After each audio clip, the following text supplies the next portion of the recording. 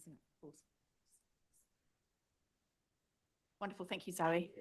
Well, welcome back everybody to our first of our open workshops today, being our September meeting for Waipa District Council. And we're really blessed this morning to have Waipa Networks with us, and it's for a catch-up, which sounds already casual, but I know you have a presentation you're going to share with us. But welcome to Sean and Anna, and I will pass over to you and look forward to receiving an update on what's been going on in your neck of the woods.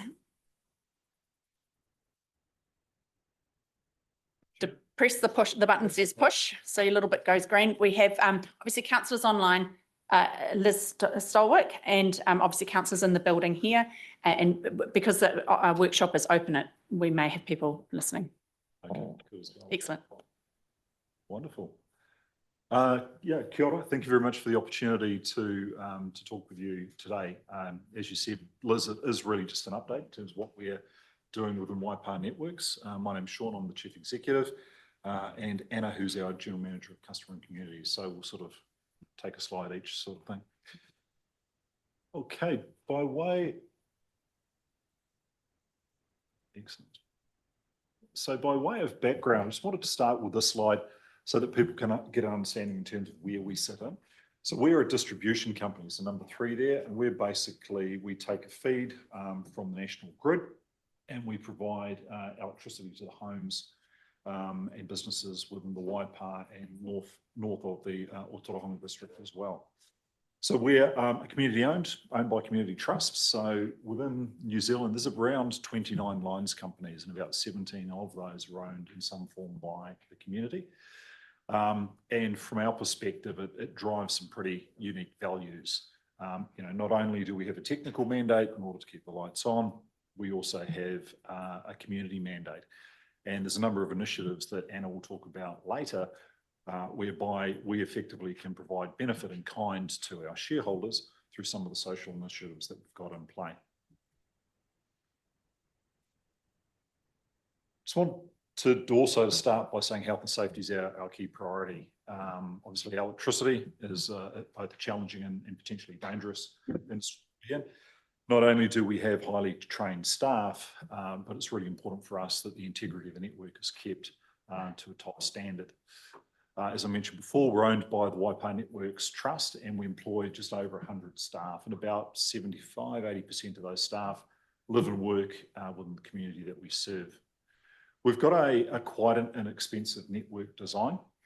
So our network backbone is 11 kV, 11,000 volts. So if you sort of drive around, there's not many substations like you'd see it in Hamilton or other jurisdictions.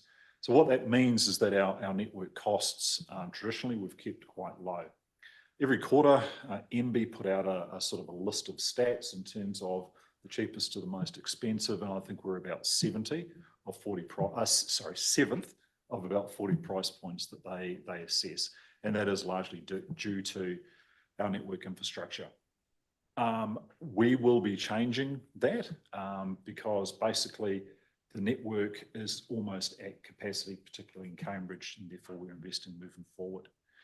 We've got a very strong balance sheet, so different lines companies around New Zealand have invested in different things. We've largely focused on the core.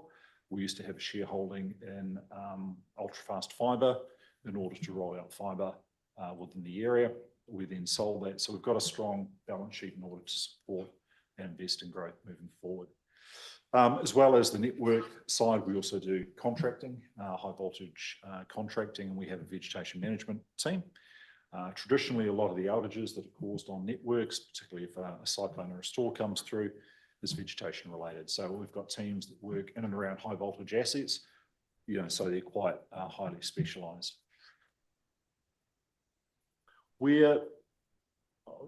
Hopefully if the technology works. So this year we're spending just over $30 million in terms of capital projects on the network. And that's, I think, next year circa 2020. So we've got quite a significant spend in order to support the growth within the region. There's a time lapse. I don't know what magic button I need to press in order to make it work.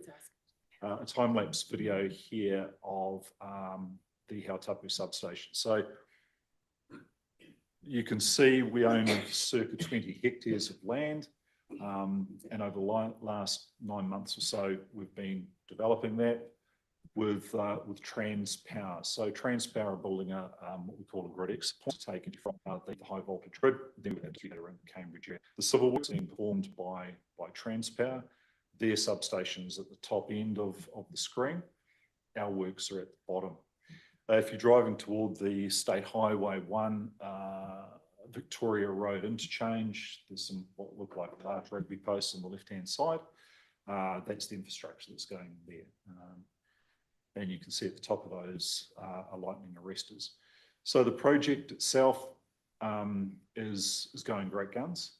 It's a material spend. The Transpower piece is about 35 million. Our substation's around $11 million, and it will provide, sort of in electrical speak, about 90 MVA of capacity. So to put that into perspective, the current Cambridge GXP, which is near the St Kilda development, has 47 MVA of capacity in what we call N-1. So if half of the substation dropped off, the other half could pick up the load for Cambridge. Over winter, we're hitting that now. So we've got backup generation that provides additional support, plus we can balance across the two transformers. So we've well and truly hit our straps. This substation will be commissioned in May next year, so ahead of the winter peaks, and yeah, we'll have additional capacity. It's good that we were able to get in the line because you know, everyone's well aware of what's happening in the electricity industry in New Zealand, but what we're seeing here is happening globally as well. There are constraints around access to resource, access to equipment. Transpower now, if you want to build one of these grid exit points, there's a 5 to 7 year lead time.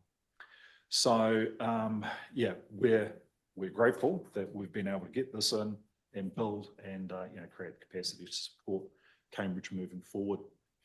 Can I ask, sorry, do you mind? Yeah, sure. Relating to that, I can see that you're going for the new homes, and particularly at Hautapu in the northern precinct of the airport. A lot of it. Sorry, thank you. Keep me on track. A lot of industrial growth happening in the northern precinct and Hautapu. You've mentioned catering for the 13,200 homes. How have you looked at the industrial demand that's going to be created from that growth? Yeah, so we've taken roughly 100 years to get to about sort of 50 megawatts of demand. In terms of the demand through the growth cells, but also industrial capacity, is about another 26, which we're expecting in the next 10 years. So 16 of that is, 16 of that is through industrial projects. So, you know, customers that are looking to expand their capacity. Yeah, and there's also all sorts of industries that are approaching us. So yeah, we put the, we've made reference to the new homes there because population growth is a large part of what's driving demand and electrification of those homes and vehicle fleet. But there's also, as you mentioned, significant demand in Hautapu. So our key thing is that it's when people are undertaking developments in those areas, that there's early engagement. So we're paying for that. Okay. So the other key project that we've got that we're close to concluding is here in Te Awamutu. So the Cambridge network's effectively an urban network. Te Awamutu is effectively a rural network. So there's a lot more power poles, lines, etc. Supporting Te Awamutu. The two networks aren't connected. And we take out a feed from Transpower just off Racecourse Road. So there's a lot of old cables that are sort of old technology, circa 80 years old, that we're going through the process of replacing. There was an upgrade that was undertaken at the substation, Transpower substation, about a year ago that increased the capacity there. So we've still got a lot of bandwidth in Te Awamutu. The focus here is on reliability and resilience. These are sort of paper-led cables, and we're replacing those with modern cables. We acknowledge that it's been, you know, quite a sort of disruption for the community. Most of the outages we've undertaken at night. When demand is low, we're able to backfeed and keep most people on with power. The project is most of the way through. We will go through the commissioning. It'll be all commissioned by the end of October, and then we'll go through the reinstatements and so forth, and conclude the project end of December. Most of the reliability issues that we've had with the network historically have been focused on either some equipment challenges or in vegetation management. As I mentioned before, we're spending a lot of money in terms of upgrading our network. So the challenges now, it's basically car versus pole, people striking our assets that are causing most of the outages.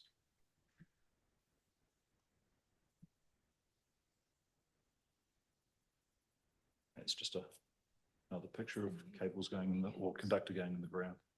And part of it is also future proofing. So we're laying additional conduit for future upgrades.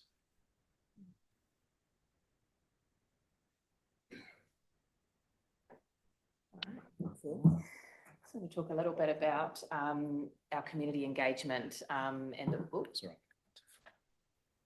work we do in the community. So as Sean said, being community owned, it does give us this really fantastic opportunity and responsibility to support our community in a range of different ways. So as well as obviously the distribution that we do give back to our customers twice a year, we have quite a range of different programs that we've launched, particularly over the last couple of years in the community. So we've got key areas of focus that we try to work through. One of those being energy hardship, youth and education, business and regional growth, and the future technology focus area, which is really around how we take our community on a journey for electrification.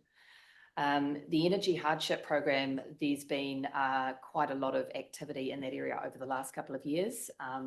We started in 2022 with a significant number of energy efficient light bulbs that we distributed to the community.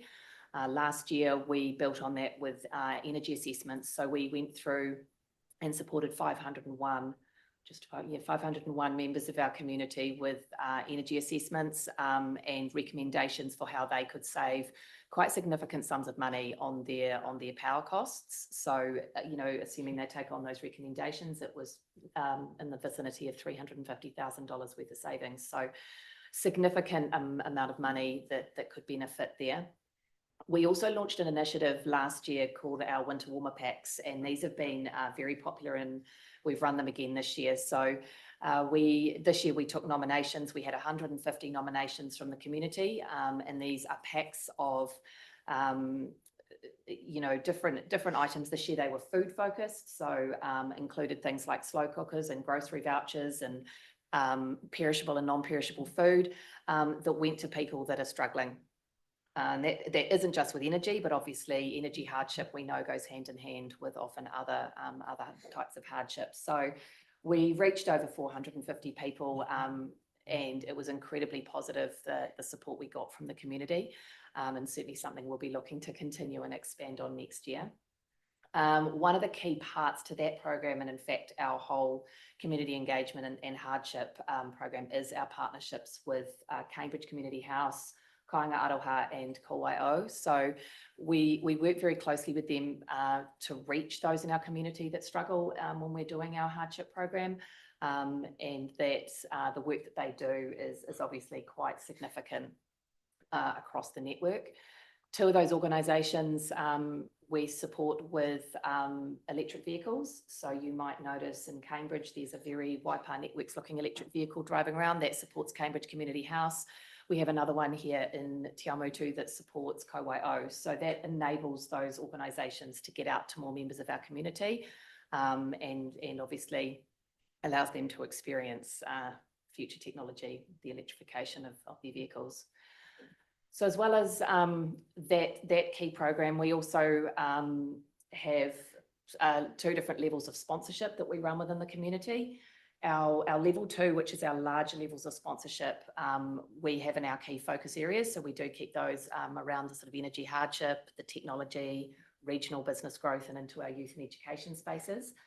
We have this year launched a a program to open our sponsorship up to benefit more people in the community. And twice a year, we offer a program for $1,000 sponsorships for a wider number of community initiatives. So you can apply, and we go through a process of assessing and then allocating those. So we've just done our first round of that. Yep, twice a year. So so we offer those as well. We have recently been supporting some of our local fire brigades.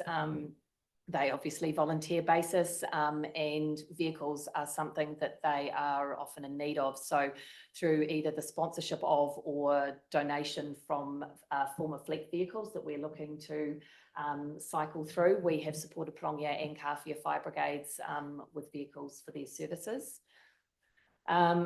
We also have key initiatives in the business space. So we support both the chambers in Te Awamutu and Cambridge. We're a long-standing sponsor of the Business Awards. So we've been a sponsor for over 20 years. And we also have supported other areas like Sanctuary Mountain. We have supported with our arborist services for more than 10 years now. So there are some long-standing organisations in the community that we have great engagement with. And I've put a note up there about Illuminate. We really enjoyed the event that we supported for the first time last year, the Light and Sound Show out at Karapiro. We're looking forward to doing that again with council this year. So that's really exciting event for us as well.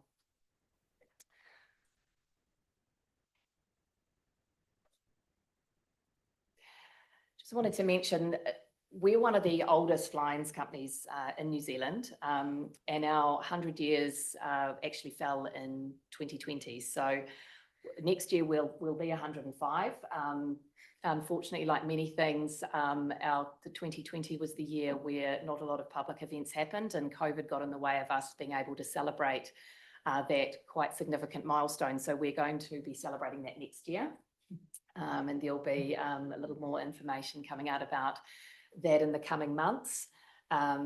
We will align that with the Business Awards, the celebration, and we'll also align that with the commissioning and opening of the grid exit point, the GXP project Sean mentioned earlier. So some quite significant things to celebrate for us next year.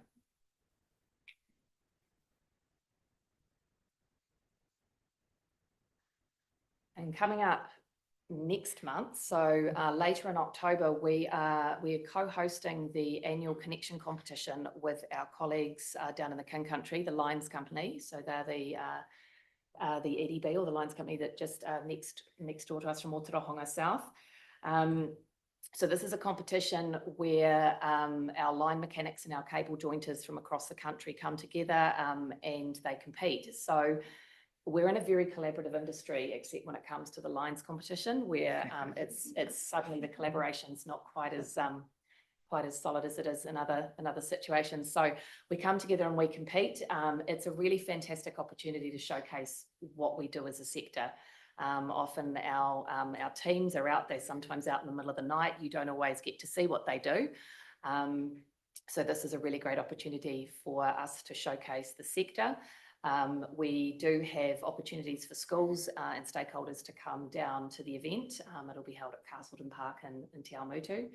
One of the other key areas we're wanting to focus on here, of course, especially with the school involvement, is recruitment and showcasing the pathways that students can have into our sector.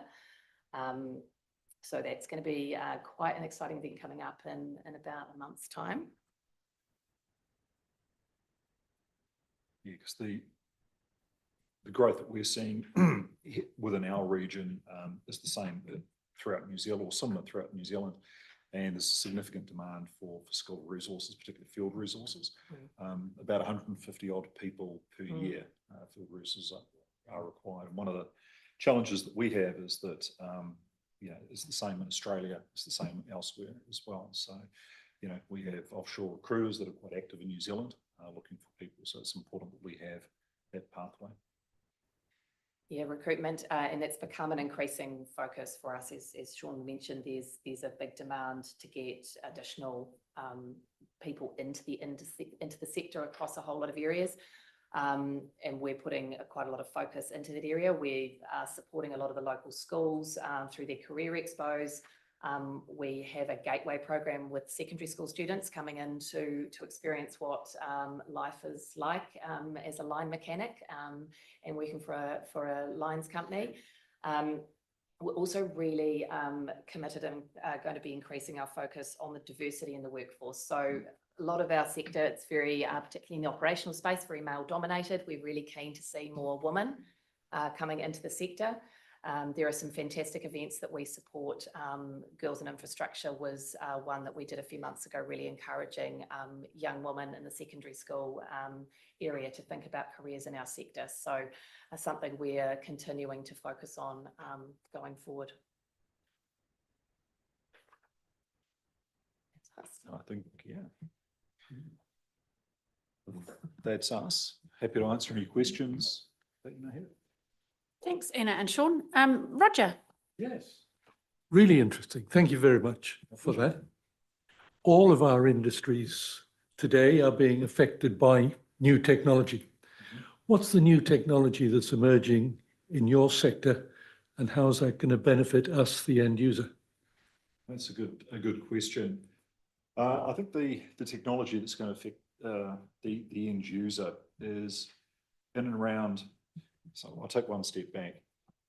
We're seeing, if you look at what's happening internationally, a massive swing toward electrification. So, you know, the energy consumption within a house and those energy costs, you can save a lot of money, circa 70%, if you were to make a switch from fossil fuel to electricity.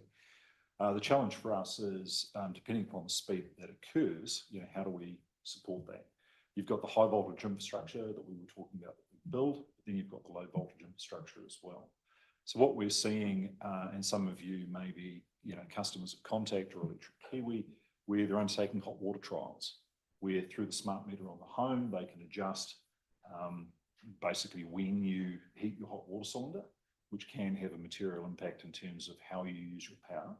And if that's shifted to off-peak, it provides the opportunity to you know, save money, put less pressure on the grid. So one of the areas will be, I guess, the smarts that sit in and around a home provide flexibility around how you use power. Vehicles are basically mobile batteries, so the opportunity to charge your vehicle during off-peak times and actually have it feed back into the home. Then, of course, there's the solar and home battery costs, which are continuing to reduce. If you look at some of the jurisdictions like South Australia, you know, no disrespect to the Waikato, but some shines a little bit more in South Australia. About 75% of the households, 75% of the households there have solar on the roof, and it's been heavily subsidised by the state government. But you know, there are times when they don't have large generation providing electricity to the state. It's all through domestic solar. Things like that are quite exciting. It, you know, reduces the electricity price and provides the opportunity, again in South Australia, for some industries to be, you know, 100% green and clean. So a lot of change, a lot of change at the domestic level we're seeing. Hopefully that answers the question. Well, no, I was looking more on the distribution side. Oh, okay, no bother. Because there's got to be new initiatives that are coming out. Yeah. That may, I don't know, is it cable carrying capacity or new types of? I think from a network perspective, it's there's the smarts in terms of how we get visibility of the network. It surprises a lot of people that the low voltage network we have limited visibility of. So the way in which the market's set up in New Zealand is that as a lines company, we don't get access to the metadata. So one of the things that we're focused on in the industry as a whole is how do we get visibility of the low voltage network to provide some balancing there.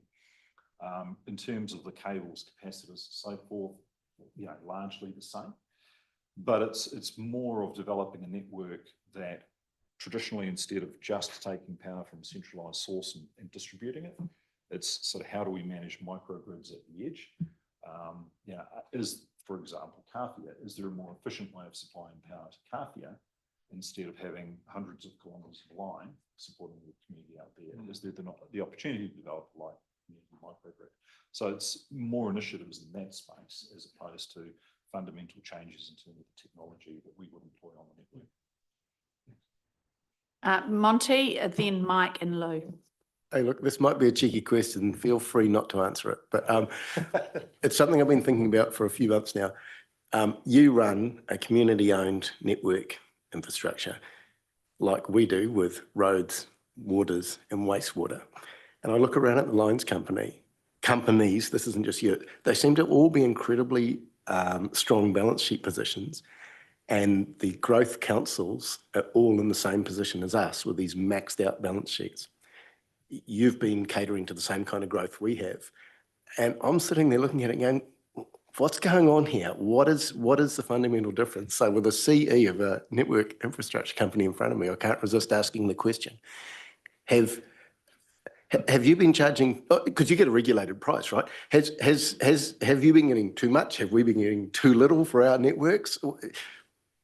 Broad question there. What do you think's happening? What's the big difference? Well, that is a good question. We are one of the lines companies in New Zealand that aren't fully regulated. So although we do use the regulated price path as a proxy, as I mentioned before, our lines charges are relatively cheap compared to the other EDBs. A lot of it there are lines companies out there where their balance sheets are maxed out. So I can talk to Waipa, we're in a fortunate position. The network infrastructure has been sort of well maintained. We've had the capacity. We've been able to hold that capacity and make large investments now. Most of the growth occurs in Cambridge, and it's a relatively, simple urban compressed network. We're also a relatively resilient network in terms of storms and so forth. So, Cyclone Gabrielle came through, hit Cambridge pretty hard, but we were up and most of the customers were up and running within 24 hours. A lot of the storms that come through, our coastal areas get hit, but the major centres are fine. So we're not spending a lot of money in those areas as well. I wouldn't suggest that we've been sort of, overcharging or, the return that we get on the assets is, I was going to say negligible, but I would suggest fair. I think for us, it's more a function of, the network topography and how we've been able to invest in the past. We've also, as I mentioned before, made investments in UFF. We've sold that, which has provided a significant cash reserve to be able to invest in network opportunities into the future.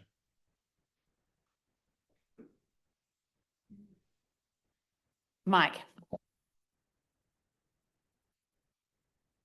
Thanks. Through the mayor.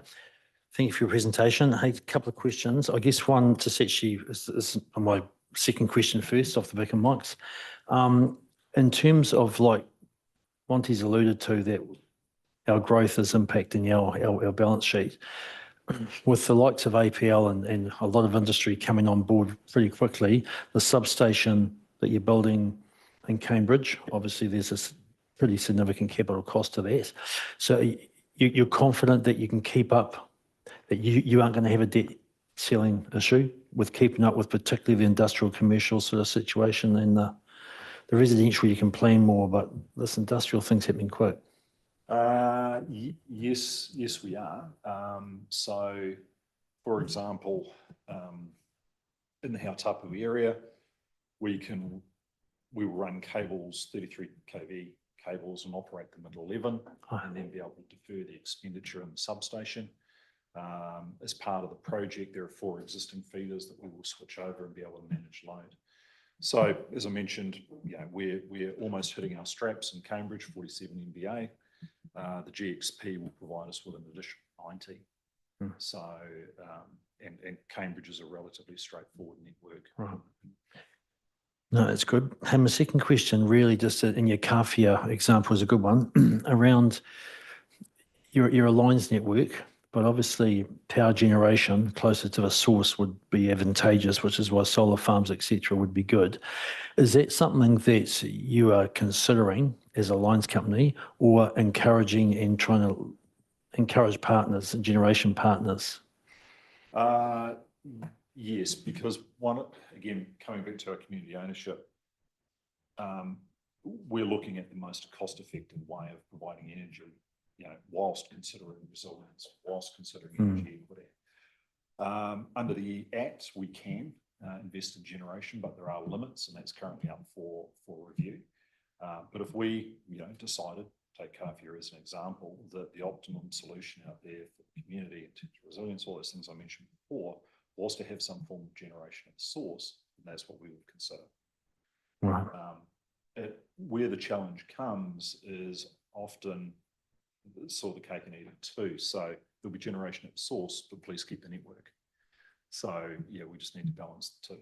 But certainly we are considering what we call non-wire alternatives. All right. And you'd look at, so that could be by yourself, it could be someone else doing it, a generator, or it could be a partnership. Yeah, absolutely. Thanks.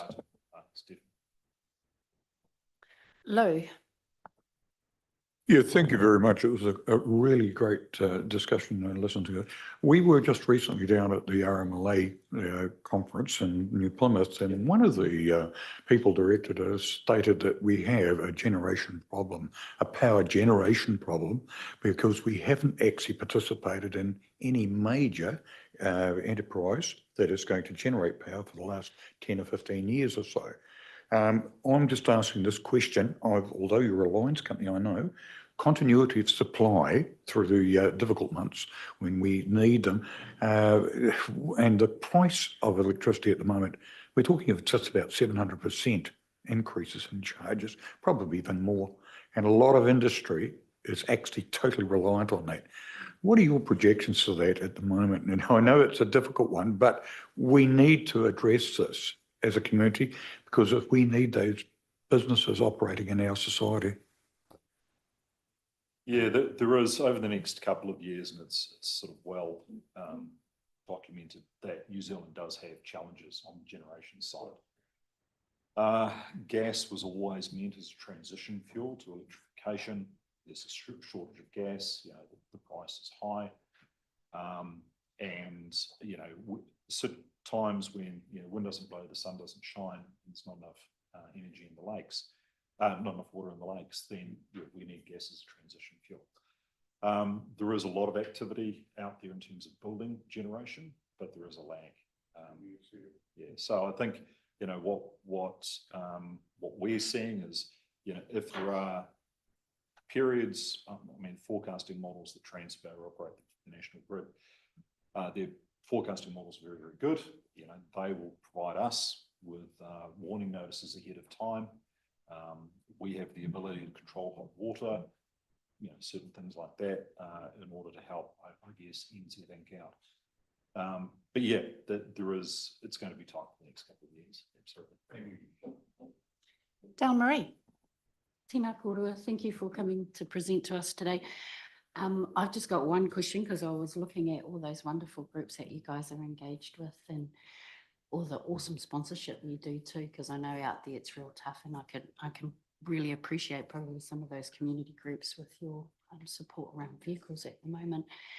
I'm just wondering, what's your relationships like with PGC groups, post-settlement group settlement entities like Waikato Tainui, who have a great trades program at the moment? And just wondering whether there's any synergies with you guys in looking at maybe bringing over some of their trades apprentices and stuff like that they're going on. So yeah, and all of our across this whole Waipa network or Waipa Rohe, we have all settled groups. So that's 3 settlement groups that will be having works trades programs. So yeah, kia ora kōrua. Yeah. So yeah, that's absolutely something we're developing those relationships, and yeah, very open to having those discussions. And yeah, as part of that recruitment program, that's really started to become a focus this year. So yeah, that's really exciting opportunities to be able to partner and bring in. Yeah, we've been doing a bit of work with Ngāti Maniapoto and Te Nihi, and both on the commercial side in terms of exploring opportunities, but also on the community side. There's a program that Anna's involved in, and I talked about resilience before. How do we build up resilience hubs?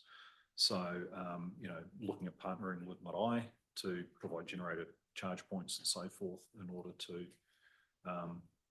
when things happen. Secondary, and you're in touch with Kathy Irwin here? Yes, I am. Oh, you I are. am. Choice, awesome. So we're connecting the dots, but as, Anna said, we're in the formative stages of that. Mm. Thanks very much for that. Any other questions for these two people in respect of their presentation or anything else to do with Wi-Fi networks? No? Andrew? We were okay for time. This is kind of, you did sort of, we're talking about it when you were answering Roger's question, but maybe. So I'm kind of interested in, we're getting a fleet of EVs. They have, compared to most home batteries, very significant batteries in them, like 5 to 8 times the capacity of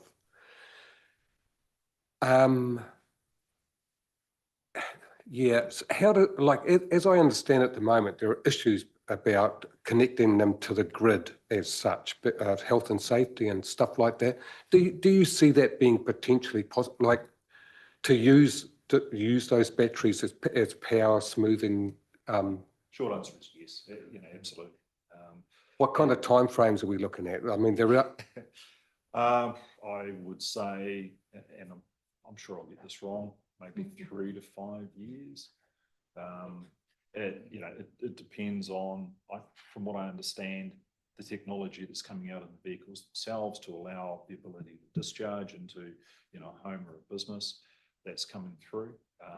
Obviously on the connection point and the metering and so forth, how do you do that? Is it simply a localized supply? Do you feed into the network?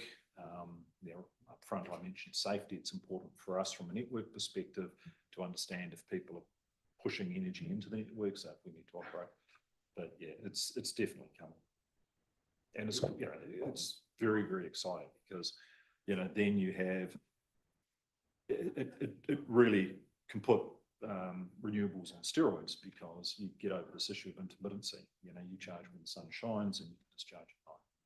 Yeah, so, my understanding is that the solar panel technology is pretty well advanced. It's not going to get a lot better, but the whole battery and all the gear you need to power your home and or charge your car, that's improving at a fairly advanced rate.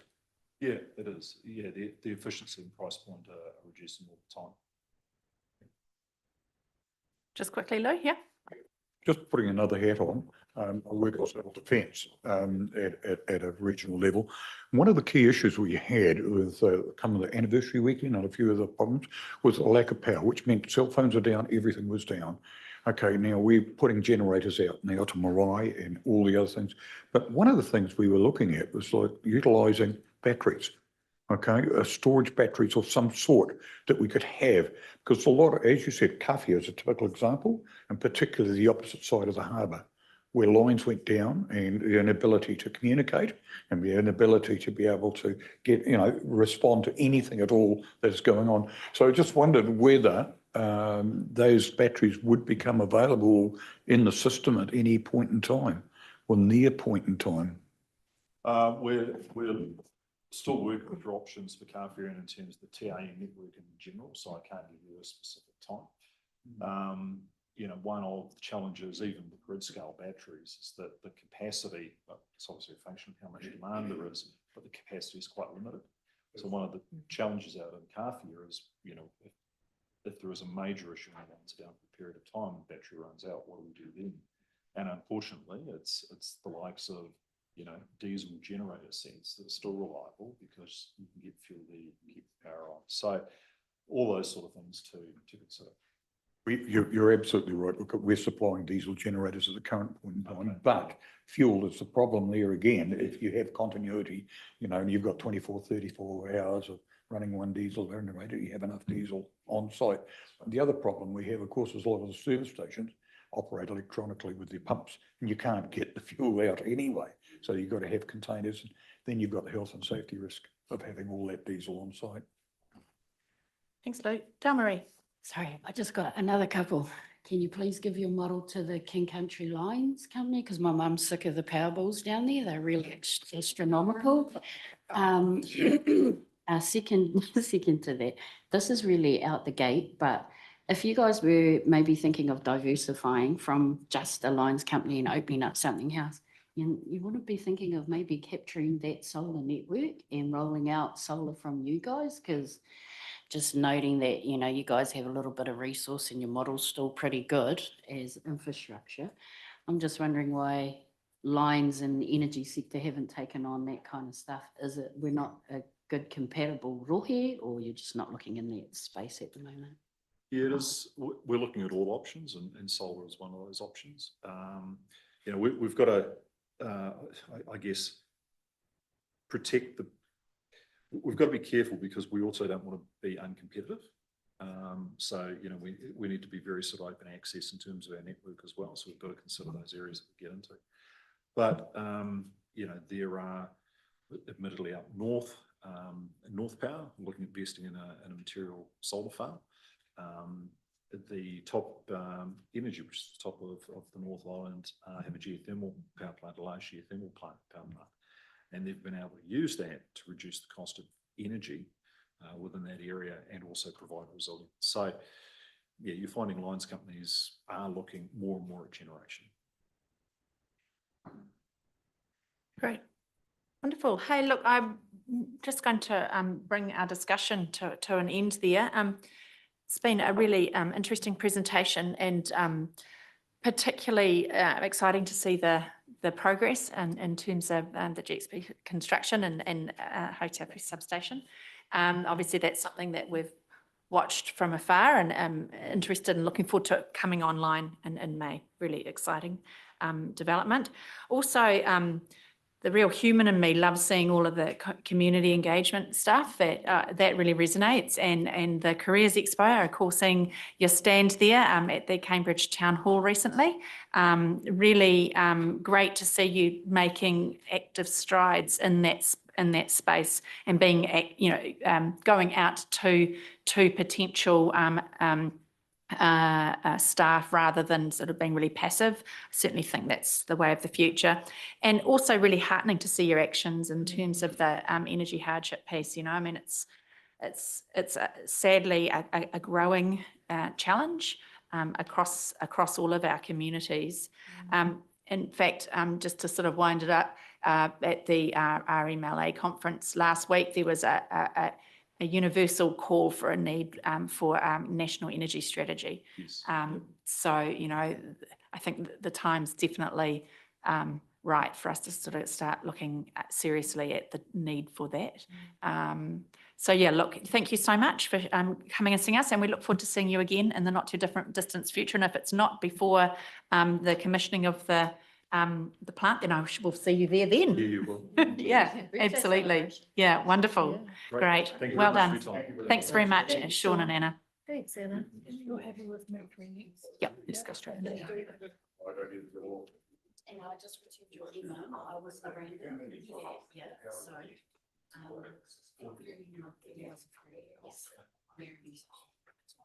Oh, wonderful. The oven is yours.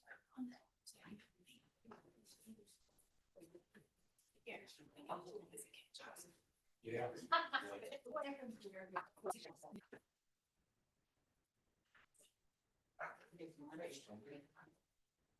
Hi, Lawrence. Nice to see you. Send you again. This is Tom. You want to sit in with Tom? Hi, Tom. Susan O'Regan. Nice to meet you. Hi, Lani. Nice to meet you. Sorry to keep you waiting. We've had some. And this is Steph O'Sullivan, our new chief executive. Hi, Steph. Nice to meet you. Tom East. And nice to meet you. Great. Thanks. Good to see you again. Bridgington is a place close to my heart. It is indeed. Thanks very much. Take a seat. Hello.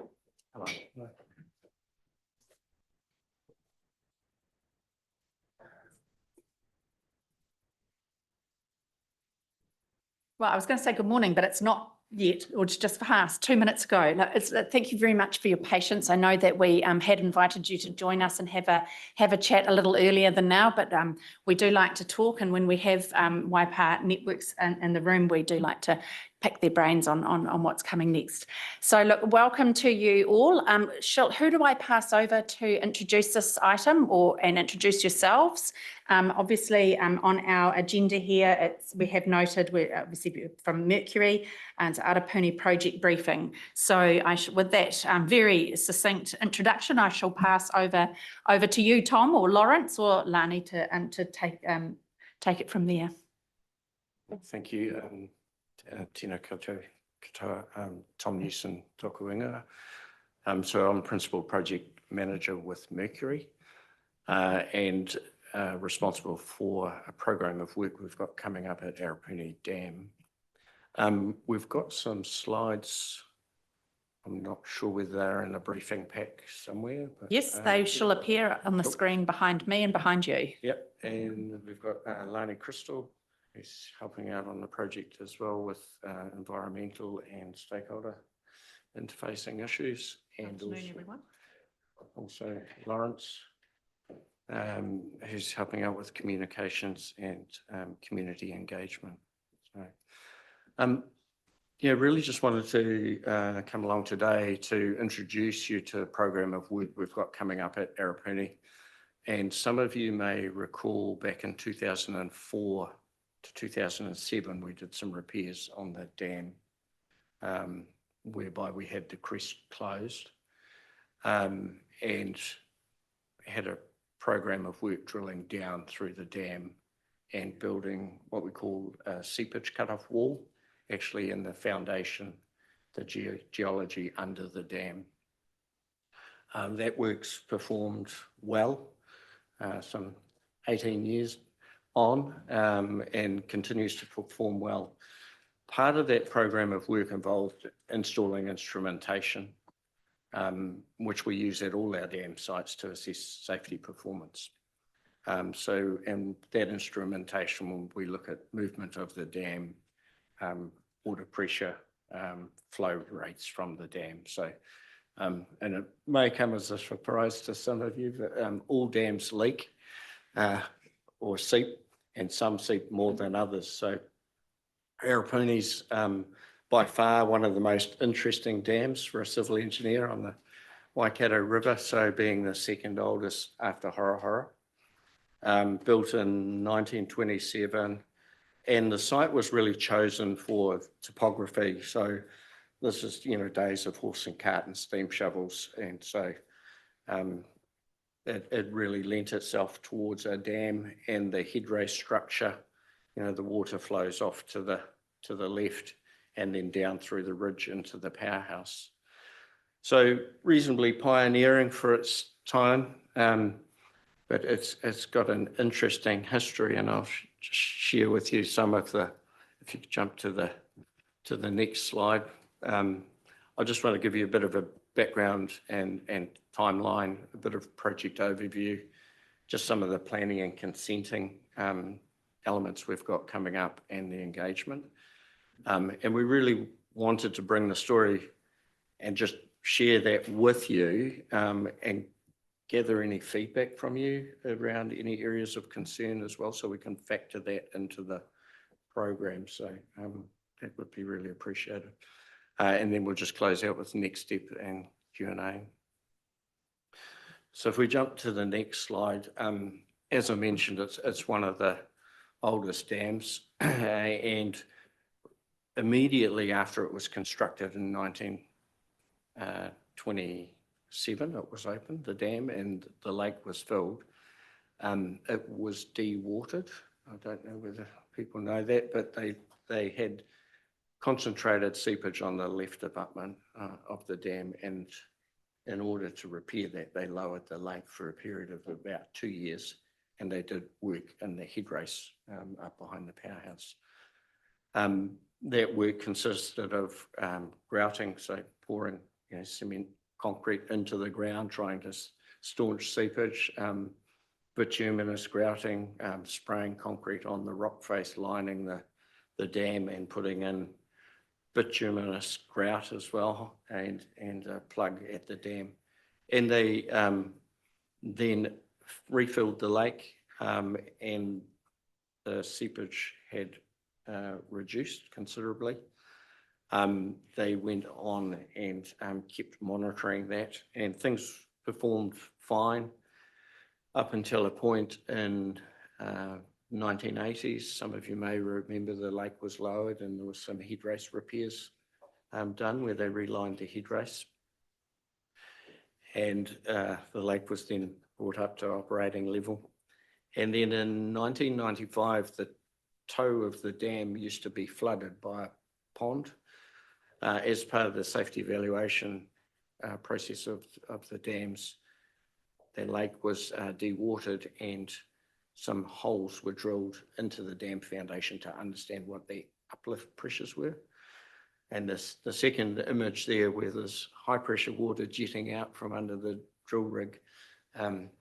So we encountered, concentrated pressures and flows quite close to the toe of the dam, which was pretty concerning. So a program of grouting work was completed and an intensive program of investigation work to inform the 2005 to 2007 repairs. That was done, performed satisfactorily. And then in 2016, we had 2 earthquakes, one in the East Cape and one in Seddon. And very long way from the dam site, but it had an influence on the dam. And the geology in the dam is such that we have fissures or defects in the rock that have been infilled with clay. And that earthquake excited some of that clay, released some of it, and it started moving and blocking off some of the drainage, and pressures started increasing. So a program of drilling and investigation was completed, and what we identified that in the left abutment, and that's the second image from the right, there was seepage flows and trends in there that were kind of reminiscent of what was encountered back in the 1930s when they lowered the lake to do the repairs. So we've had a team of specialist engineers, peer reviewers looking at the work and at the investigations, at the analysis. We've built seepage models, and the conclusion is that the original construction of that seepage cutoff in the left abutment is now at the end of its life, and we need to replace it with a modern seepage cutoff wall. So that's in a nutshell what the program of work is. We're in the early stages of that work and just starting to develop scope and designs for that work. So if we just jump on to the next. Can I just ask a question that I've always wanted to know the answer to?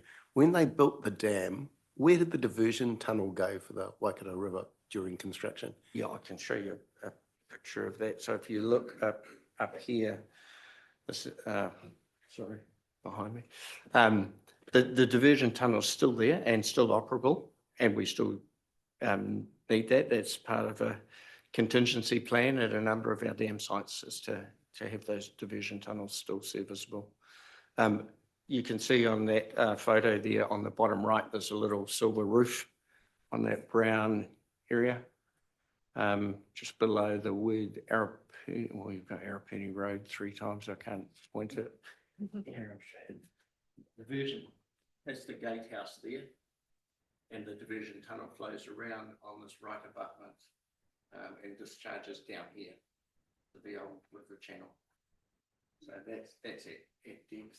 You can lower the lake to its original river level via that diversion tunnel still to this day. You could. It would be pretty significant to do that, and it would obviously impact on the environment. But yeah, theoretically speaking, you could. Yeah. I've kind of talked about this slide. I just want to reinforce that we have a number of real-time monitored instruments at the dam site. We're monitoring things all the time. And we need to treat that left abutment and bring it into line with a modern standard cut-off wall. We don't see any immediate seepage safety risk. We've got plans in place. We're talking with Waikato Regional Council. It's a bit like, I don't know, probably a really bad analogy, but your roof on your house, when it starts to leak a little bit, after time you need to replace it. And this is part of the reason for the program on the left abutment. So the yellow line is approximately the line of the new seepage cutoff wall. What that will mean is that we need to close the road across the crest. If you just jump to the next photo, slide. Yep. So we've got a proposed detour route like we did back in 2004. We're still in the early stages of developing the design for that cut-off wall. There is some early work where we'll be clearing vegetation from that, where that yellow arrow is pointing to, and providing some relief drainage drilling into that left abutment where that word Ongatiti ignimbrite is there. So the geology is interesting in that you've got a band of powerhouse sediments sandwiched between two volcanic rocks. And those powerhouse sediments transport water. They're not watertight like the volcanic rock. So the work will be pretty much where that truck is and under the word left abutment. Like last time, we closed the road across the crest and we put in place a detour running down past the powerhouse and up Powerhouse Road. Yep. Yeah, and we had a single lane section there with traffic signals. We're anticipating that it will be a similar configuration. We've just been doing some technical assessments of the bridge and the rock slope. Based on traffic flows, the waiting time at the signals will be in the order of about 3 to 5 minutes is the advice we've had. So that will be the additional travel time. We're starting to commence the engagement with various interest groups. The majority of the works are in the South Waikato boundary, and so there's no consents associated with Waipa, but obviously the detour will impact on the wider community, and so we're keen to just make sure you can direct people back to us to answer any questions. The cycle trail, we're still working through the sort of connections there, but the idea is that we can maintain the same level of service as we've got today, if we can, through the project site. And yeah, I've mentioned WRC. Sorry, I'm on the next slide. Yeah, so that's just planning and consenting. So there'll be two bits of consenting. One will be for the early works, the initial vegetation clearance and drilling work I talked about, and then the main works, which will involve bigger equipment and drilling and water take, treatment and discharge. On the next slide, just in terms of engagement, so we've started working with the community a little bit. We've had regular operational hui with Raukawa and Ngāti Koroki Kahukura. Obviously clearing the vegetation, managing the ecology, just building understanding around the scope of work. Heritage New Zealand, we've been in touch with. It's a registered Category 2 heritage structure. First Gas, there's the East Coast gas main runs across there, and it just happens to run right through the middle of where we want to build our cut-off wall. So there's some technical challenges around that. We've visited the school. We've spoken with the NZTA, and Milani's engaging with lake user groups as well. So we've dropped some letters off to the immediate affected people. And, yesterday Lawrence went live with the project website. We've got letters and some flyers, and we're targeting a community drop-in centre on the 5th of October. We've also been in touch with Michelle at Rhubarb CAF because we're concerned about how that impacts on her, and so we're still working through that with her in terms of taking, the concern is that we divert the traffic away from the village, so we're trying to come up with solutions to how we make that work for her and also for the closure. That's only vehicle traffic, not cycling. Yeah, so this walkers, pedestrians and cyclists, we're still working through the plan there. Obviously, it'll be a live construction site across the dam crest on the left abutment. But I'm optimistic that we can come up with a plan to make that work. But I obviously have to work that through with the construction team. Yeah, but the desire and the goal is to maintain the same level of services as best as we can. Just a quick question. Yeah. What would be the constraint on power generation from the from your dam and from your powerhouse during this period of time? The goal is and plan is to maintain normal operating levels. So Yeah. that's actually critical because at the moment we know that Agreed. supply is in dire straits. Yeah. So we need everybody. So that was the first question I had.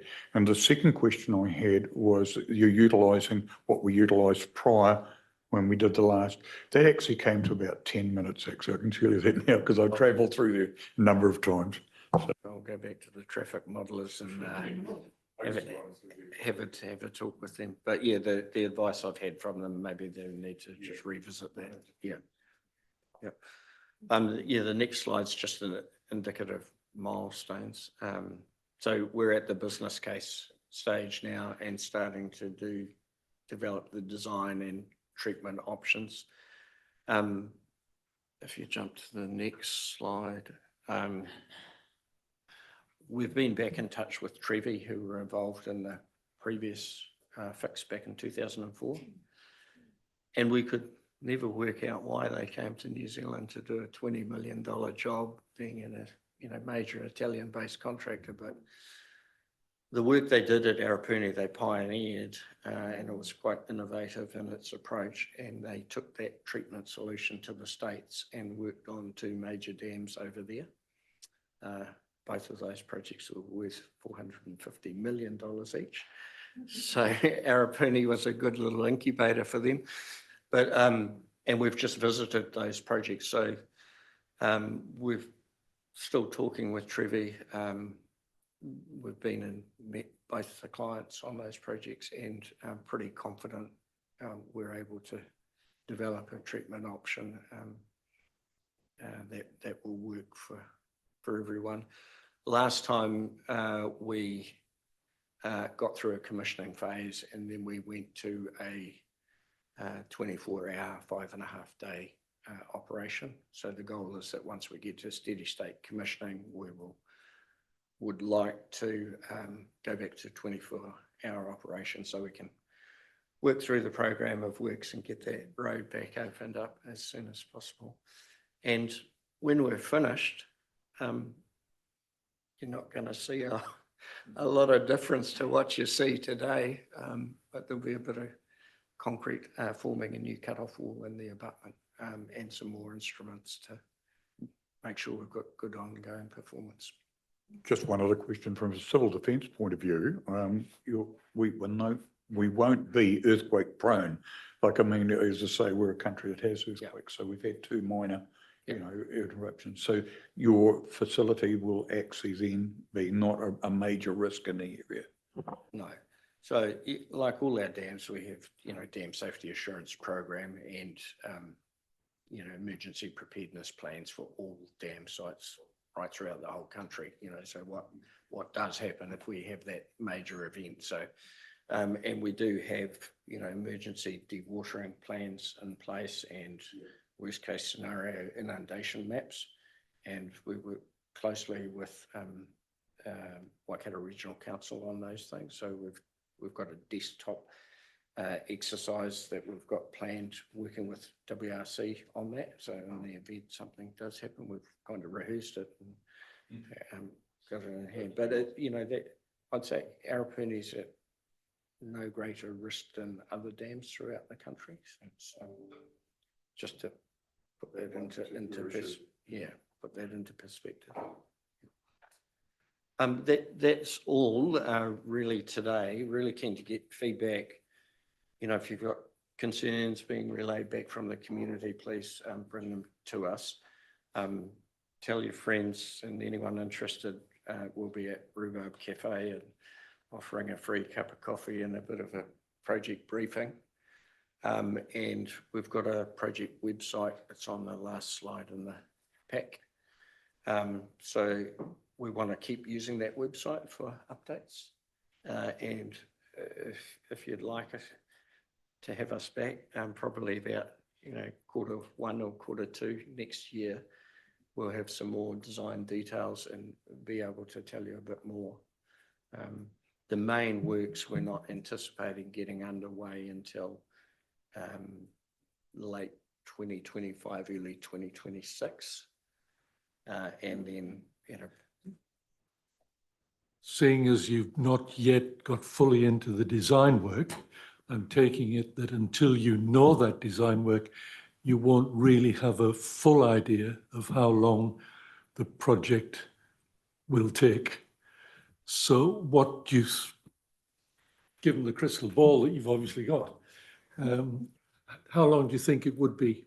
Give us a kind of a benchmark. You want the conservative answer, which would be 18 to 36 months. But I actually think if you give us a bit of time to come back early next year, March or April next year, we'll be able to give you a more specific answer. But, benchmark, and we're able to benchmark against those projects in the US as well. So having a contractor that's familiar and got, productivity rates will help us give you a pretty good informed answer.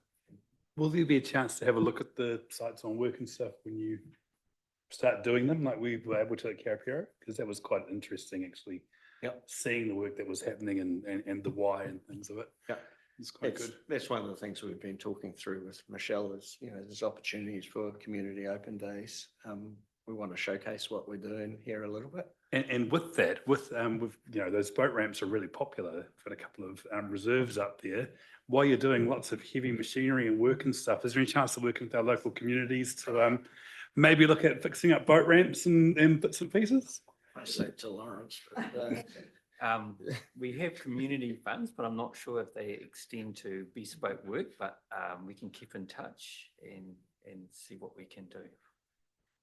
Are those boat ramps council owned boat ramps by any chance? Yes. They are. Boomers Landing and but it'd be quite cool to engage with, because over on the South Waikato side as well, I mean those reserves and the areas are so well used at Arapuni with campers and stuff. It'd be quite a cool community project to with the inconvenience of having traffic diverted or stuff, or just like bringing people on board saying, hey, we've also got the chance to work with you with these reserves to refresh and things, or even in the bike track as well, and cycleway and things. It's a good idea if you can chuck some money at it. It'd be really helpful. But, so the start of this project has got nothing to do with the finishing of the Karapiro project, so you don't have two dams that are closed at the same time. And confirming this has nothing to do with what's happening at Karapiro. It's nothing similar at all, is it? So. No, and I think Alani can talk to the Karapiro program. Yeah, we've and Liz knows this program very well too. We've just finished the second generator, rehabilitation of the second generator and intake gates, and we're about to launch into our third. So there are 3 units at Karapiro, and we're taking out the very, very old equipment that it's done its time, 70 odd years, I think, and we're expecting that whole project, the rehabilitation project, to be finished mid 2025. So that kind of hopefully lands quite nicely with the start of Tom's project. So the dam's closing again next week, is it? The dam is closing. We did expect it to be closed on the 30th September, but we've had some maintenance issues on generator 1 and 2. So we decided to delay the closure for another couple of weeks. So I think 14th of October, Monday 14th of October is the day that we're going to be closing that dam for potentially another 10 months. We're opening it over Christmas period, but other than that, it'll stay closed. What's the lifespan of the dam network? Like the whole network's getting up in age now. Like it is what's future plans of the dams? How long's concrete last? Yeah, well, how long does it like what happened? Like, Yeah, well, it's grandfather's axe sort of thing. You keep maintaining, and you replace the handle and replace the head, and some of them in the States are getting up around sort of 150 years now, 160 years. Some of the older ones are the ones that end up being decommissioned, or they replace the structure. So, but yeah, there's no horizon on nothing like that on the horizon for the Mercury portfolio. The concrete at Arapuni was poured at 40 MPa, and I think when we drilled holes in it last time, it was 65 MPa. So it gets stronger over time. So, but the early ones didn't have a lot of reinforcing steel, and concrete has no tensile strength, so that's without reinforcing. So, yeah. Liz, I see you've had your waving your hand around.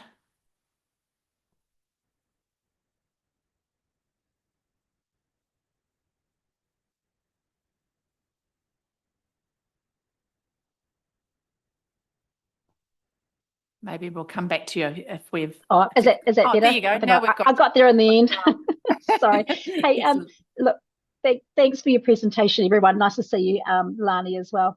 Hey, you're well experienced after the Karapiro Dam closure with the community, and your engagement with the community looks really extensive. So I'm really pleased to see that. Thanks for coming to the recent Lake Users meeting. I think it really helps when you start that early engagement with the community. And I just wanted to point out two things. Your long-term vehicle access commitment is really appreciated across the whole district. Without that access long-term, obviously, council, government, everybody would be in a bit of a pickle. So that vehicle access is really, really important. And lastly, as an aside, just want to acknowledge the great work that you're doing with the control of hornwort weed in the river. So your annual commitment, financial commitment to that is very, very appreciated to ensure that we keep our river as healthy as we can, but also the recreational events that we can host on there. Thanks. You're welcome. Thanks for that. Any other comments or questions for these people? Oh, Marcus again. What about the clams? What does it affect you guys and your plant? It affects us. It affects everybody that has water takes. We lifted the intake gate from G2, and there were a whole bunch of clams on it. And what do we do? So we did what regional council advised. We took it from the down the side on a grass verge, away from any drainage, scrape them down and let them rot before picking them up and disposing of them. But they're here to stay, unfortunately. There is no method yet worldwide of getting rid of these clams. You can put them in the freezer, but we've got so many of them now that you'd have to have quite a number of freezers to deal with them. So yeah, they are a concern for us, and we're working with regional council to come up with some kind of a solution, because they attach themselves into the water takes. So if you've got any ideas, I'd love to hear it. Has the amount, like you've noticed the amount just accelerating? Oh, On all the dams?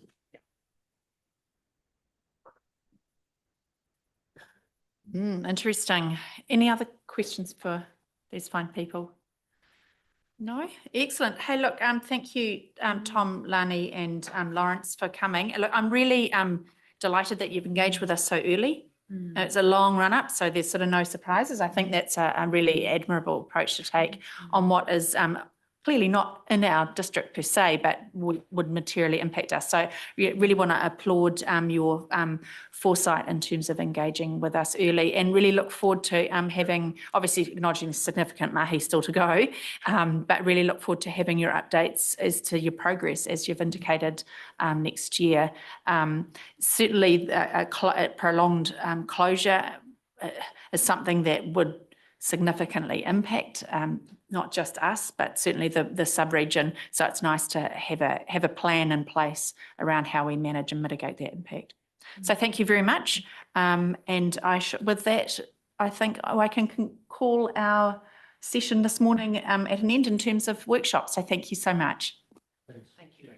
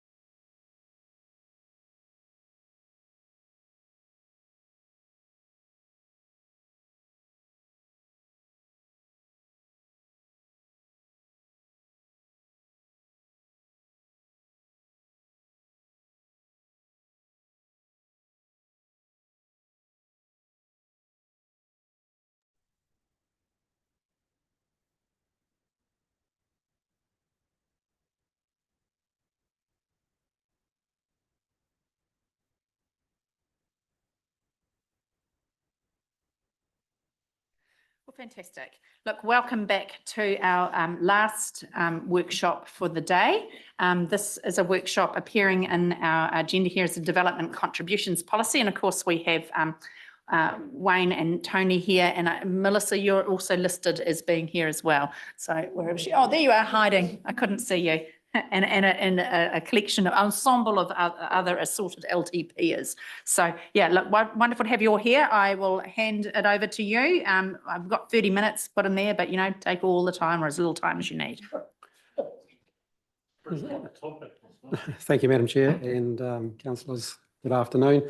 So I'll just introduce the item. Look, this is an item of no surprise to the council. As you're aware, the development contribution policy needs to be reviewed every 3 years in detail. We also do annual reviews as necessary. And of course, it's the key financial instrument for your recovery of your development contributions from developers in particular. I guess, as I said, it shouldn't be too much surprise. You've had 2 workshops on the development contributions policy previously in 2023. There were some minor changes made.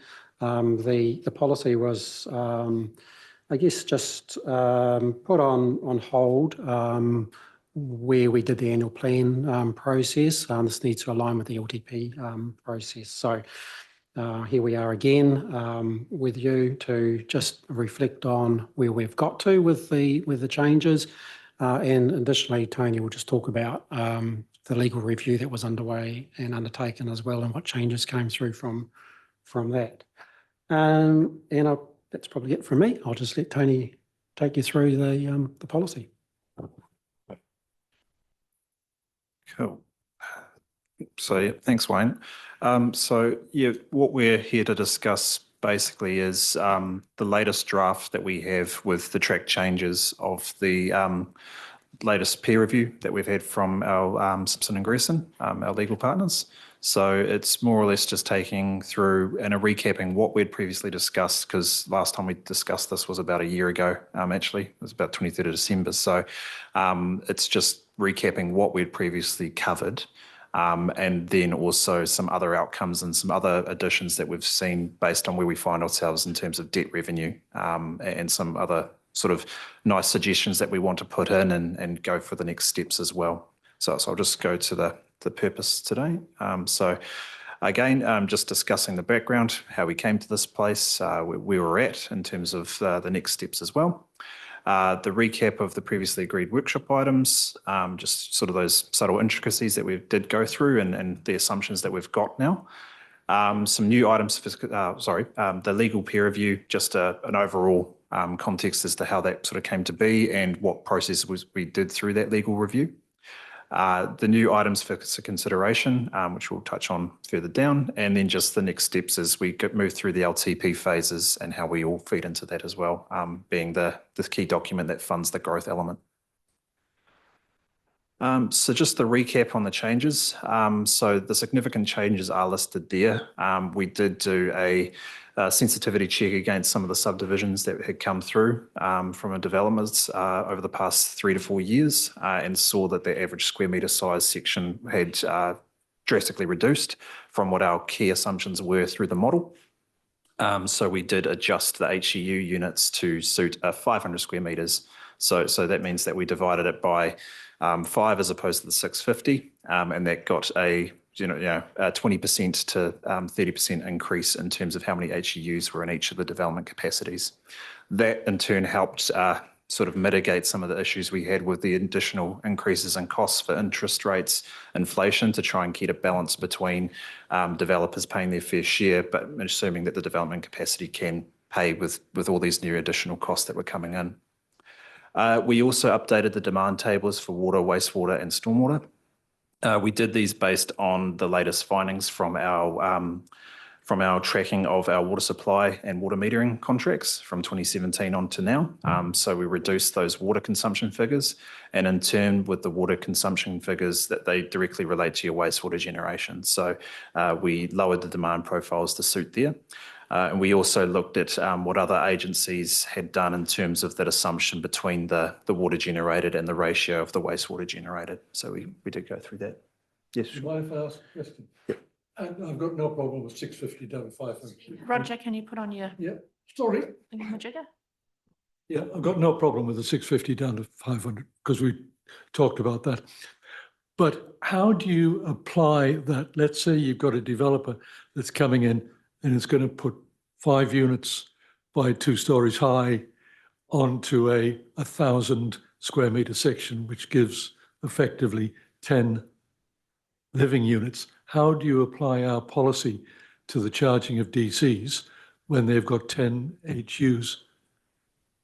In what would be 2 in terms of that policy? So if they had 10 in there, you're likely to go through what's called a special assessment. Yeah. So essentially, the demand profile doesn't change depending on, you know, how many bedrooms you've got in there, but we can take into consideration the gross floor area. So for stormwater, if they're doing a 3-story high development that's across 1,000 square meters, you're not necessarily charging them per floor of that area. You're only charging them the total of 1 HEU for that each individual site. So if they're going higher in terms of apartment complexes, you wouldn't increase the demand on But stormwater. if they're going for more buildings? If they're going for more buildings, then we would apply a additional demand based on how many bedrooms and that square floor meter area that they're applying for.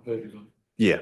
So it really comes down to if they had 10 units on 1,000 square meters, we would still apply 10 HEUs, but it's likely they would also come back to us to reconsider other factors, such as the impervious area. Thanks. Yeah. So that wouldn't change our baseline assumptions, which the policy is meant to inform and provide certainty to developers on the baselines. So it gives them a starting point. And it's meant to be there through the LGFA, or the LGA, I should say, to provide certainty to developers so they understand the requirements of them through that policy. And also just updating in terms of the recap changes, the introduction of residential dwelling ranges, we applied that based on a gross floor area. So if you do have a development that came in with a higher intensity on those lots, it's likely they're coming with smaller lot sizes to be supplied. And those ranges are now in the draft policy around the 0.8, the 1 and the 1.2, and also the 0.5 as well. So it gives them an ability to provide a different type of housing typology and get some incentive for doing so. Yeah. And then finally, we did add provisions in for Papakāinga developments. That was on the back of the obligations to meet the Te Ture Whānau Act of 1993. And to show some demonstration of how we're enabling Māori land and Māori land general for development purposes. So we did add provisions into there around current Papakāinga, which we've been in discussions with the Wesley Road Papakāinga developments and talking through how they could potentially get some uplift in the DCs paid for that area. And also talking with current other proposals that are currently on the books as well, and how we can best help enable that type of development to occur. So just following into the legal review, I'll just have my notes up on the screen here too. So yeah, what typically happened through this process was that Simpson and Grierson took the full documents for both the policy and the option paper, and it assessed against what the LGFA covenants are, or the LGA covenants, I should say, in the relevant sections of the Local Government Act. They provided a table of where they saw some things missing, where they couldn't quite get how we had come up with that process as well, or was it clear to them in terms of demonstrating that principle of the local government sections. We then workshopped where we thought there was a disconnect and where they required further clarification, and then came out with basically what you're seeing here in the track change version of both the policy and the options paper. There are still some minor matters that we still need to sort out. There's one regarding the adjacent catchments, which we're needing to just work through with them around the right wording to provide the certainty to developers, and that essentially if you're out of the district and you're still applying to council to be in alignment with whatever zoning provisions are next door to it, that you're paying the right amount for your demand. So say you're near the C1 catchment, but you're out on the rural side and you get a consent that's approved, which would be very unlikely, you would then have to pay the DC where you're demanding, generating the demand for. So a wastewater connection in a certain adjacent carousel, you'd be paying that wastewater connection cost. So we're just providing a further clarity on that in our next steps. And then lastly, in terms of, well, not lastly, I should say, the further policy items that we haven't yet clarified with Simpson and Grierson is surrounding the development agreements. So this has largely come out through sort of discussions with developers to date around sort of certain requests for extensions of the development agreements, and where we're seeing issues with how that aligns with our forecasting. We thought we'd better put in something to clarify some requests for extensions and current agreements, if they do go over, that will be imposing interest costs on those collections. So it's likely that we will need to provide a monetary figure or a numerical figure on that interest component. It's likely going to be the bill interest rate, the 4.57, the average over the 10 years. And that's, I expect that to be quite palatable for developers, as their current lending with banks is around the 8 to 10% mark. So if they can get an extension out through there, I see this as they're still going to win in terms of that overall benefit from a cash flow perspective. Tony, can I just interrupt for a tick there? There's going to be a fire alarm test sometime from about 140 potentially through to 145, 150, so don't get too scared. No worries. Sorry, Claire. Yeah, thanks, Tony. I'd like to just explore that, those extra provisions that might be in the DC policy where the developer's wanting to defer, the payment of them. I mean, is an interest rate that's the long-term 10-year average forecast actually, so might be different in reality. I'd really like to see a provision that takes into account what opportunity costs are imposed on council because of that slow revenue collection. We can't do some other projects, especially community projects. Yeah, so it's not simply a financial formula. Yeah. Yeah. So have you been able to, were able to raise something like that with Simpson Grierson? No, it's not, and that's something that we can explore in the next steps, as this provision hasn't been fleshed out with Simpson and Grierson to date. The only issue I see with that is when we lock in the LTP process, we lock in our forecasts for growth. And if they're looking to defer that payment of the forecast, what we're trying to do is catch up the back payment of that forecast change. So the opportunity cost, albeit could be there, would need to be very careful in terms of how that's explicitly shown as a numerical figure, because it needs to still be certain for the developers in the policy itself. And I think that it would be teasing out with Simpson and Grierson any examples they have had previously on deferments.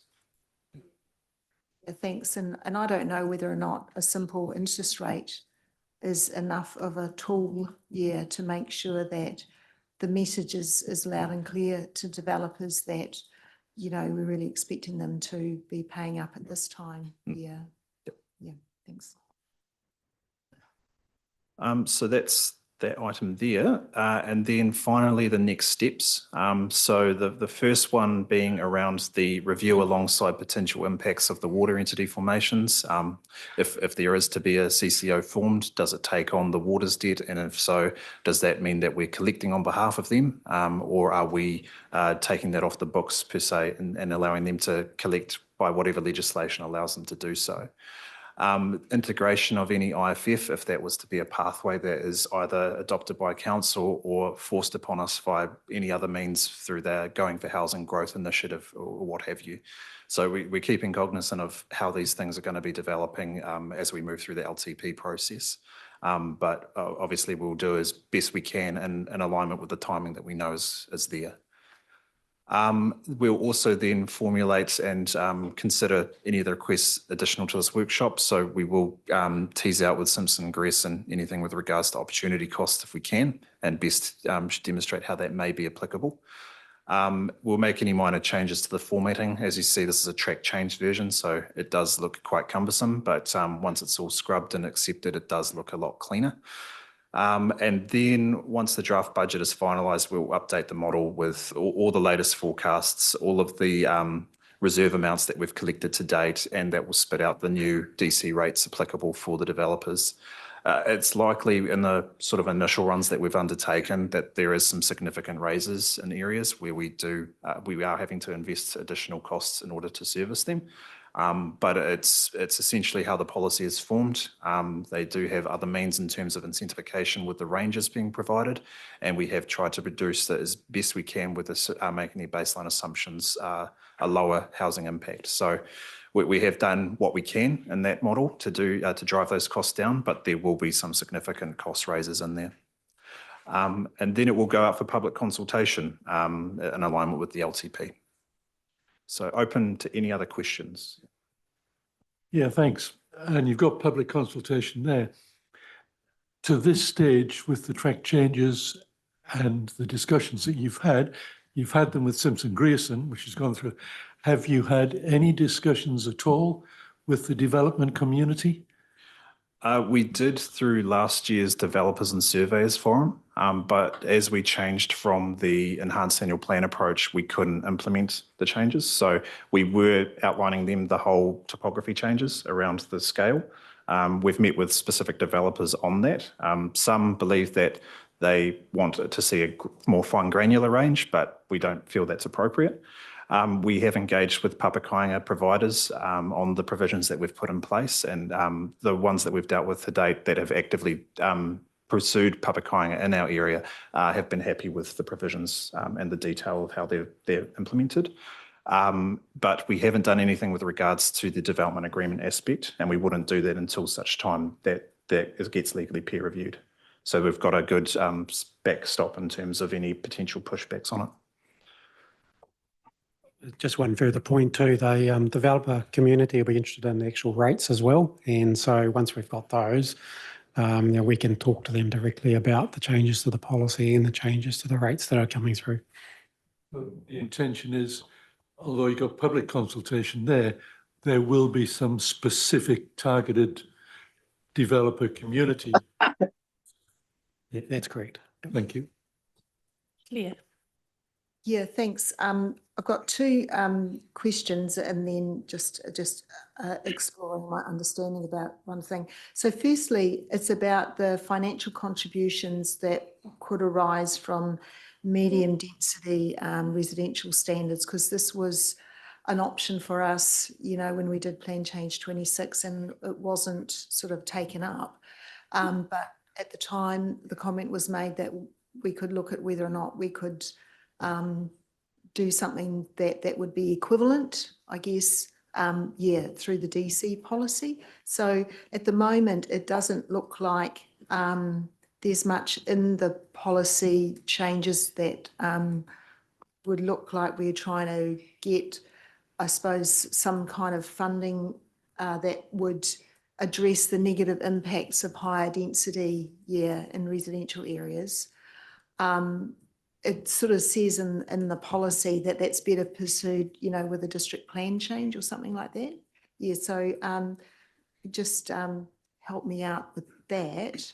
Yeah, and then I was also wanting to do something similar about affordable housing and the inclusionary zoning not being taken up too. So to answer the first point around financial contributions, the policy is more explicitly designed to development contributions, which is the LGA covenant arrangements. So financial contributions are more on RMA effect basis and need to be applied to projects that aren't necessarily planned for. So the PC26 removed those provisions through the plan change or through the submissions to MFE, largely due to the fact that we didn't have the necessary equipment to not only collect but also to implement the costs. Because if you're collecting something, you need to implement it. So there wasn't enough resourcing available at the time. It was more seen as a nice to have based on some stuff that we believe could be picked apart by developers in terms of their effects. Through this policy, it doesn't preclude developments from doing that 3x3, and the amount of yield that you get on a site, if they did do intensified development, you will see an increase in DC collection over that versus what the standard sort of 2 to 3 lot subdivision would be. So we haven't built that into the baseline assumption to help keep the rate as high as we could in order to allow development to still occur, but that we're collecting the right amount, not knowing the basis of what that assumption, because if you're spreading that whole empty areas across there, you just don't know who's going to take it up. And so to add that into our model via changing the amount of expected uptake HUs there, you're going to have an issue with the DC coming in lower, but not necessarily reflecting the costs that come in. So the point around FCs and it not being addressed through this policy is to basically allow us to wait and see how that uptake looks. And adding in the typology ranges also allows the developers to build and have some incentivization around the DC payments that we've got. But in terms of DC payments being reflected in providing affordable housing, it's only one lever, and the better lever is having the densified development that enables the people to come in and buy that at the market share, because regardless of your DCs and how much they cost, it doesn't really impact the saleability of it. It's more the market that drives that final end price. Yeah, so just a few things on that. Firstly, to do with the negative impacts of intensification. So I'm thinking about maybe connecting sort of walkways or footpaths or providing for more street furniture or something like that. So that they're quite minor things. Yeah, but we have good processes, I think, for new development or greenfield development where, for instance, footpaths and cycleways are provided, but it's the rest of the urban area that, you know, they need those connections. So I'm really concerned that we don't have a good plan in place to be able to do those sort of connecting parts or minor improvements that would make a big difference.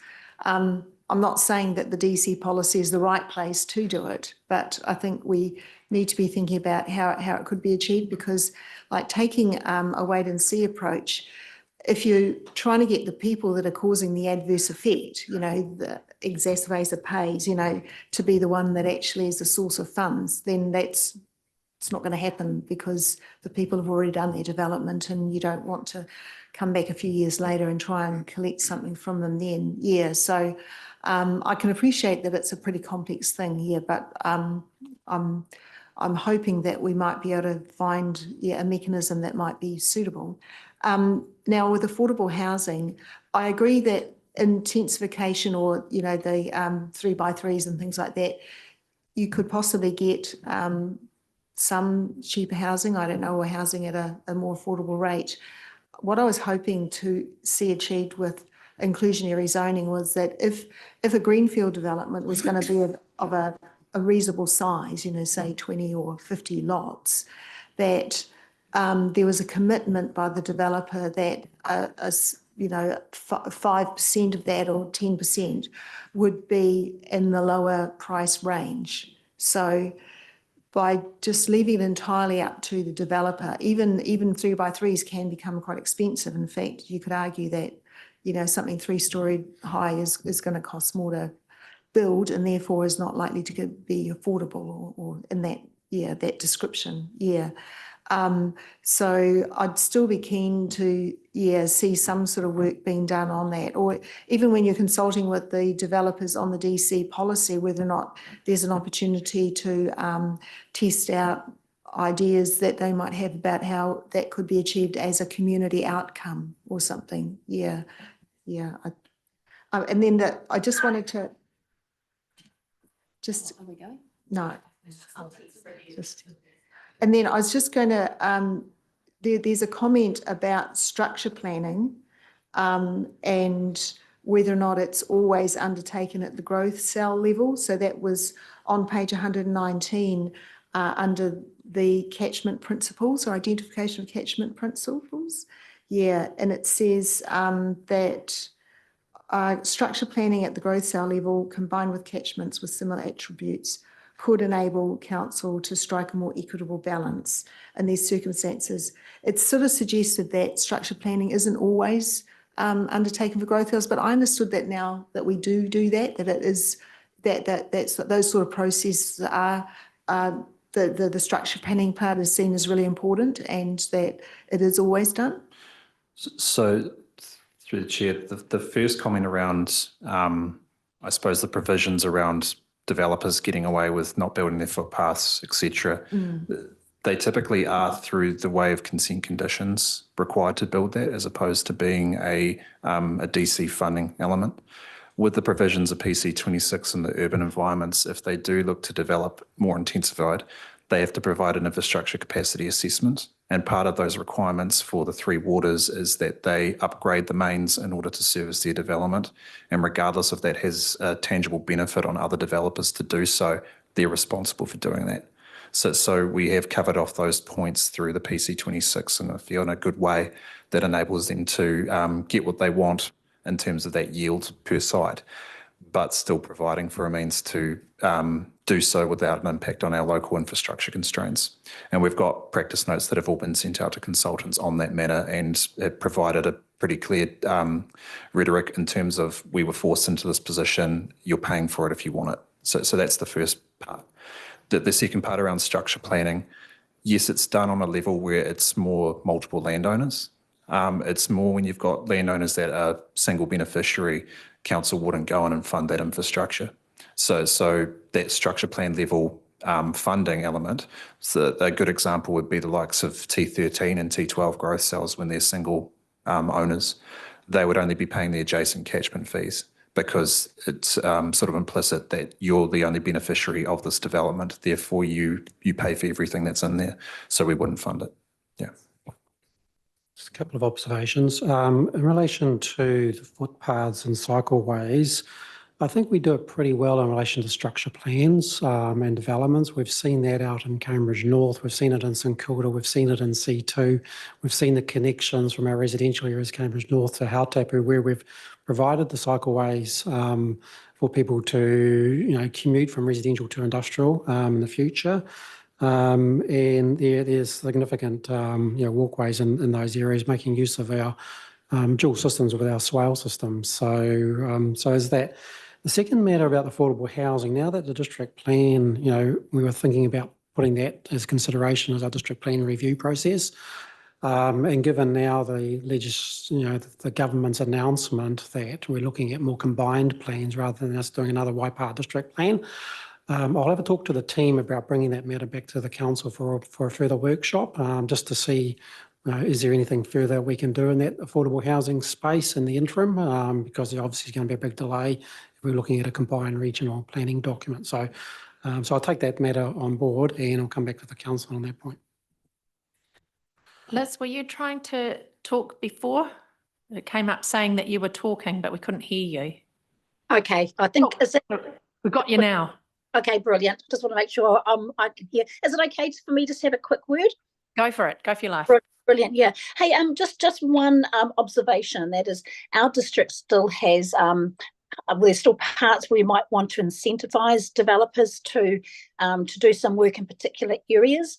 I'm just wondering if we can consider where these areas are. So if we can get to an agreement about what parts of our district we might want to look at further development and ways that we can incentivize our developers to work in that area. It's probably alluding a little bit to what Mike Pettit was talking about earlier, and that is, our district still has a number of spaces and I guess communities where some extra buildings, some extra business areas, or look, there's all sorts of things we can do, but I think that would be good to consider.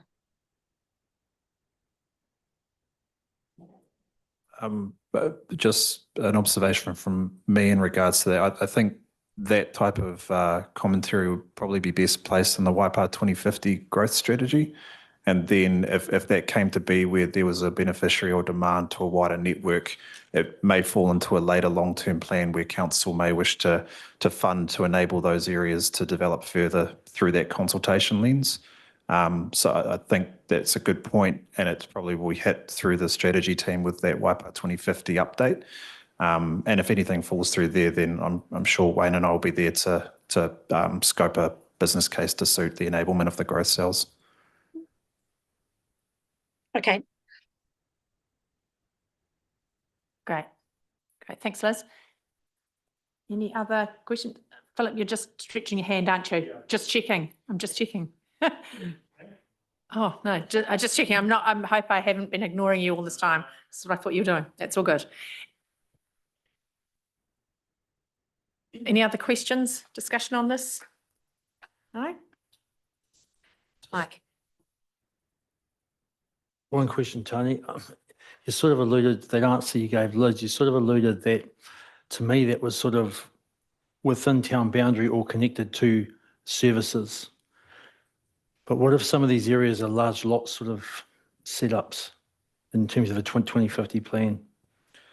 Waipa 2050 covers all the growth cells, including the rural residential ones as well. So that, and it would really define, if we're talking back through the DC policy, if the benefit's immediate to the growth that enables it, or is it a level of service element? So is the likes of adding a new town hall to say Prongia, is that really a benefit? Is that a really outcome from a growth perspective, or is it a level of service requirement based on the existing ratepayers that are there? So it comes through Waipa 2050 to say, well, what are the demands necessary based on the timing of growth? But then does the business case need to factor in on an economic level who's actually benefiting it, including who's existing? Yeah, cheers. Excellent. Well, it doesn't look like there's any further discussion on that one. So you've set out our next steps there. I guess we shall see you then. Yeah, thank you. That's a really good summary of where we've been, what you've picked up from us, and where to next in respect of this policy. Cool. There being no other questions, I believe that's the end of the day. Thank you very much, gentlemen. And you can sign off now, Liz.